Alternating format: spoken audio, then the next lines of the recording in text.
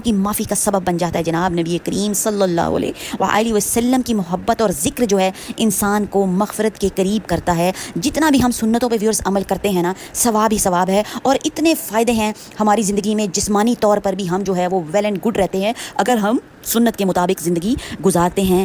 تو ویورز کیا ہوتا ہے، گناہوں کی معافی کا سبب ہے نبی کریم صلی اللہ علیہ وسلم کی محبت اور ذکر جو ہے وہ انسان کو مغفرت کے قریب لے آتا ہے. نور کی کرنیں. اس مہینے کو نورانی اس لیے کہا جاتا ہے کہ نبی صلی اللہ علیہ وآلہ وسلم کی ولادت کو نور محمدی کہا گیا ہے. ملائکہ کی خوشی دیکھیں ویورز، آپ کتنی ماشاءاللہ سے اس مہینے میں روایات میں آتا ہے کہ نبی صلی اللہ علیہ وآلہ وسلم کی ولادت پر آسمان اور زمین خوشی سے جھوم اٹھے تھے. ماشاءاللہ یاد مصطفیٰ کی محفلیں ہمیں جو ہے وہ درود شریف کی کثرت کرنی چاہیے، محفل کے ساتھ کریں یا بغیر کریں، اور اس مہینے میں بہت زیادہ درود و سلام کا اہتمام کرنا چاہیے. نیکی کی رغبت ربیع الاول میں خیرات بھی کرنا چاہیے. ذکر بھی اور درود کی رغبت جو ہے وہ بہت زیادہ جناب بڑھ جاتی ہے. اور کیا ہوتا ہے، امت کے دلوں کو جوڑنا. یہ مہینہ مسلمانوں کو نبی صلی اللہ علیہ وآلہ وسلم کی محبت میں یکجاں کرتا ہے. آپ دیکھیں کتنی رونق ہو جاتی ہے، نعتیں پڑھی جا رہی ہوتی ہیں اور بہت ہی زیادہ جو ہے ایک محفلوں کا سما ہوتا ہے.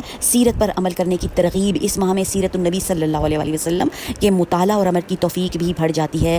دعاؤں کی قبولیت بھی جناب بڑھ جاتی ہے. جنت کی خوشبو. روایات کے مطابق حضور صلی اللہ علیہ وآلہ وسلم کے آنے سے جنت کے دروازے مزید مزین ہوئے. ویورز آپ دیکھ لیں کہ زمین پر تو ماشاءاللہ سے بہت زیادہ برکات، اور جنت میں بھی کتنی زیادہ برکات آئیں اور مظلوموں کے لیے آسرا بنا. جیسے